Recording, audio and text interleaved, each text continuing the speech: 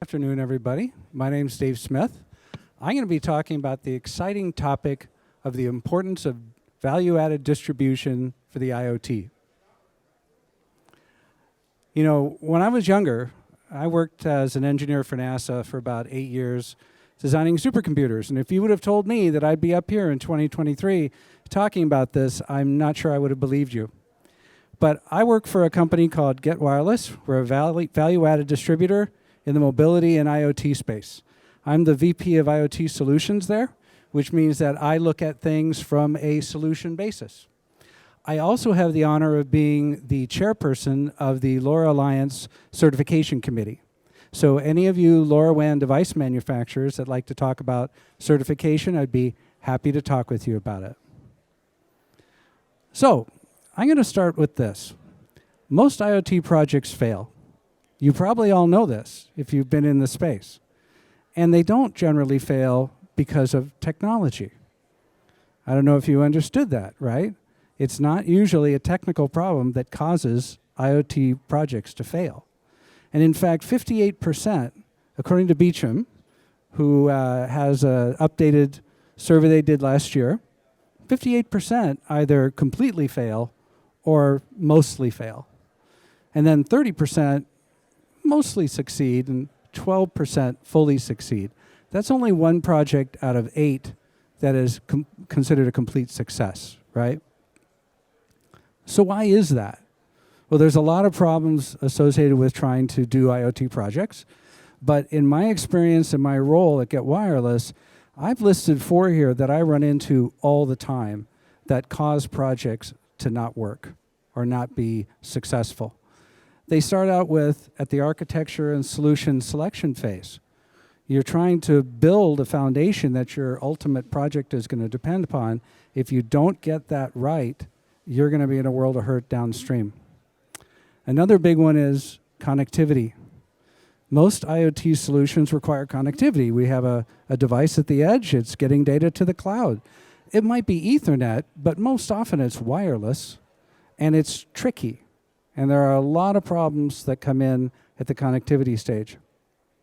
And then selecting applications. This is a kind of a pet peeve for me because I deal with a lot of solution providers. And I hear the same mantra the whole time. We provide the complete solution.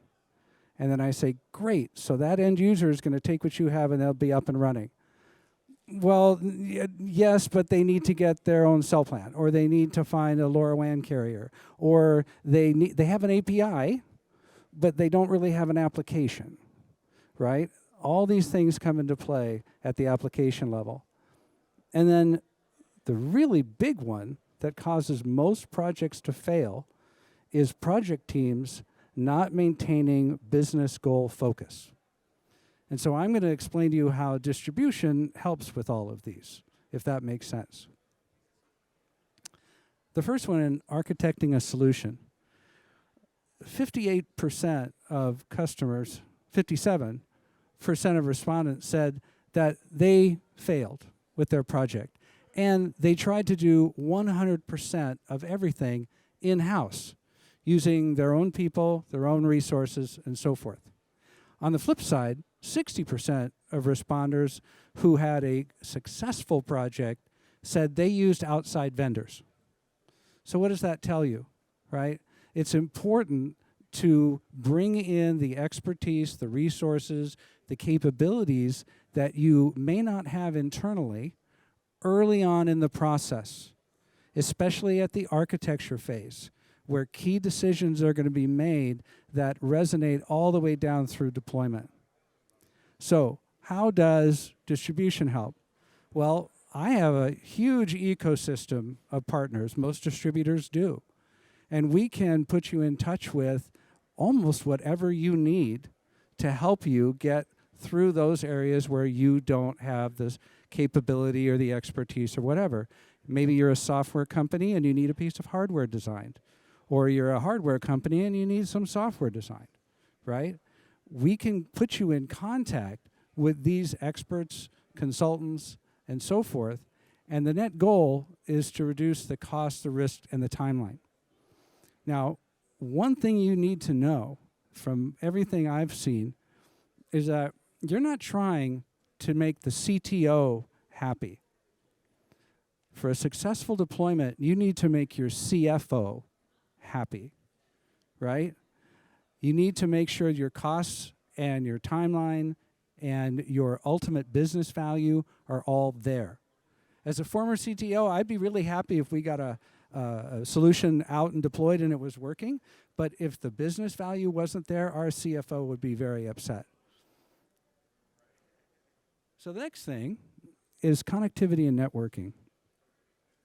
How many of you here feel completely confident that you could decide on what cellular plan with what carrier, at what time, in what quantity that you would need for any IoT solution just right now knowing what you know? Do you all feel confident in that? Well, you're not alone. 87% of responders said they don't feel confident at all in figuring out connectivity. And that's a big deal because if you're trying to do everything in-house, how are you going to make the right decision, right? Now, something that's even more important, believe it or not, is that right-hand statistic. 60% of these systems can't scale properly. And you kind of wonder, well, how does that have to deal with connectivity? Actually, it's the connectivity that drives the problems with scale. I'll give you an example. I have some friends who work for a company called Block Power. And they have a contract with the city of New York, and they're going into all these old buildings, and they're installing smart building stuff to make them more efficient. And one of the things they install is a cellular gateway. And so that cellular gateway has a cellular plan. And when they started out, they were a small company, they were a startup. You know, they had 50, 100 of these devices out there, and they were spending $50 for each device with a major cell carrier. Now they've grown. They're doing fantastic. They have tens of thousands of these devices out there. Now they're spending 50 times tens of thousands of dollars per month, and their CFO was not happy at all. So they came to us, and like most distributors, we can source connectivity as well as anything else. We were able to reduce their monthly cost to $5 a month. And so now their CFO is very happy. And so just that one change allows them to scale and make their CFO happy. In choosing connectivity and networking, it's very important to understand what you're really trying to do. And a distributor, knowing all the different sources for LoRaWAN, for cellular, for all these other technologies, we can help you craft what you need at the right price. And that will allow you to scale. So that's how distribution helps there. With applications, I told you this is kind of a pain point for me. Applications are really, in my mind, what delivers the business value to the end user. Everything before then, from the sensor all the way on up, that's mostly in a supportive role because you don't achieve what you're trying to achieve until somebody uses the system and gets the benefits from it, right? That's a simplistic view, I agree, but it's real. Well, a lot of times, companies that are trying to do everything either internal, right? Are they experts at the application space that they're trying to sell their solution to? You know, you're lucky if you are. But if you're not, what's the likelihood of you creating an application that's going to work well and deliver value? Not very high.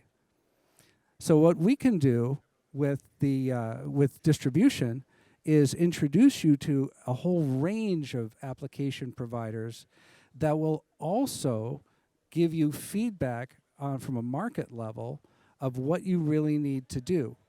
See, what we've done with certain solution providers, they might be displaying here, in fact, we went and researched with our end users and our reseller community and gather market data to say, what does your application really need to do? But that's good because it gives you a set of requirements. Oftentimes, it's different than what the manufacturer thinks they need to do. And so taking that and then connecting you up with companies that can help you create the right application is going to make you more successful in the long run. I can give you an example. Target, big user of LoRaWAN, right? But what Target wants is an API because they're going to integrate your software with their enterprise systems, and that's great. However, there's if you're a municipality and you have a department that's going to be doing a smart waste application, they want a full-fledged, full complete application that every day tells them what they need to do and how to assign resources. So depending upon what you're doing, you need to have the right application, and we can help you do that. And the last one is really where, like I said, most companies are not successful. 50% of companies do not have a business case defined before they start an IoT project. And yet, 96% of the people at these companies say that a business case is absolutely vital. Those two don't make sense, right? But if you dig into the numbers, what you find is that the difference between the 50% that actually do and the 96% that say that they want to is that the project teams get started, they think they have a good idea of what they're trying to do, and then they get hit with all the details that you have to deal with when creating and deploying solutions. You have logistics and configuration and activation, provisioning, kitting, right? All this kind of stuff. And they get bogged down in that.